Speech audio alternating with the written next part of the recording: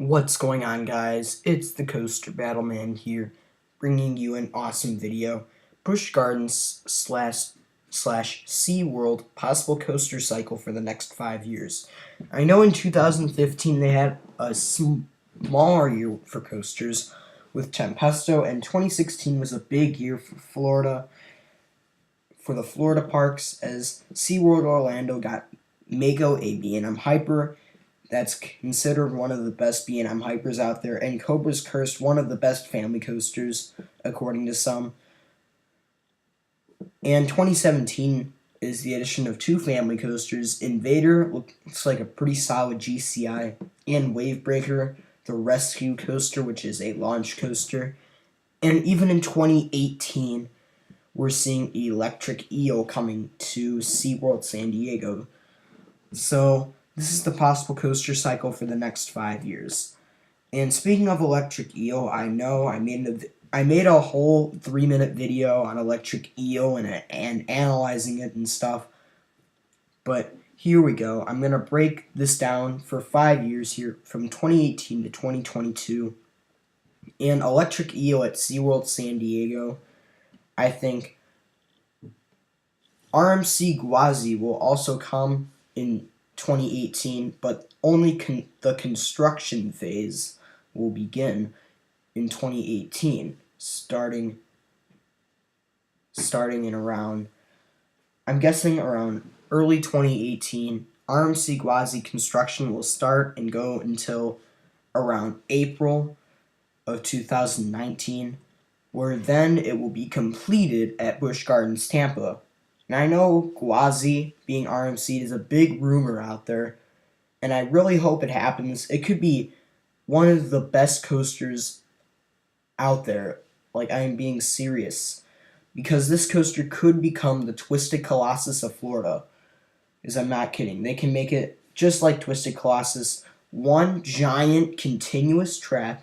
It could be even similar to the Beast, how it's one super long, like 7,000 feet long, because I'm not really sure how long Gwazi is, or how long its track length was, but if you combine the two, I think you could have a super long ride.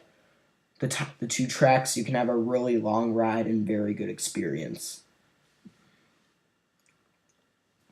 In 2020, I think this is going to be a kind of a bigger year for the SeaWorld chain, with an RMC T-Rex going to SeaWorld Orlando and a Premier Ride Skyrocket 2 at SeaWorld San Antonio to have them ready for the next 5 years without complaining, without a new coaster.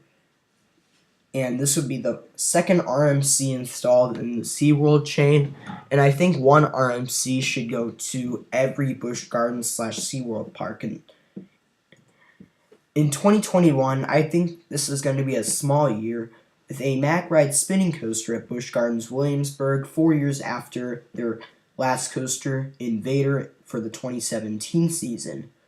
I think this would be a nice addition to Busch Gardens Williamsburg. Give it a great theme, a solid station, and a bunch of cool theming around the ride, a solid entrance. Just make this ride a great family coaster. I think this would be a sweet addition to Busch Gardens Williamsburg. But moving on to 2022, I think this is the year that there's not going to be any of the current SeaWorld parks getting any new coasters. This is the year with SeaWorld Abu Dhabi with opening.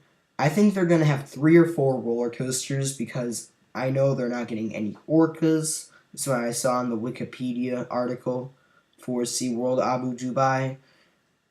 And the few coasters that I think could come would be a Premier Ride Skyrocket 2, a Mack Ride spinning coaster, a Kid coaster, water coaster, and or a B&M dive coaster.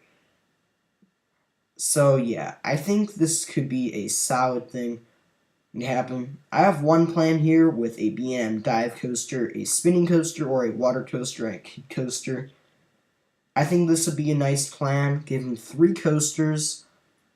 It would be a solid start. They would have their thrilling coaster, which would be a dive coaster, very big general public pump up in Dubai, a spinning coaster, which would be solid for the families, or a water coaster, which would be good for the families and fans of the water coasters and water-related attractions, and a kid coaster for the younger ones. The second proposed plan I have is a Premier Ride Skyrocket 2 model, a Mack Ride spinning coaster, a GCI wooden coaster, and a kid coaster. I checked on Wikipedia, as always, that a GCI, I'm just counting Renegade at Valley Fair, for example, it's going to be a basic GCI, $6.5 million US, and a Skyrocket 2 being only $6 million US, while a dive coaster, using Griffin for the example of the dive coaster, would cost $15 million. So, overall, the GCI and the Skyrocket 2 combined plan would work out and make this park a bit better at the start of its opening, but overall, I think this SeaWorld Abu Dubai park will get 3 coasters. And that was my Busch Gardens / SeaWorld possible coaster cycle for the next 5 years. Thank you for watching. Stay tuned for more videos.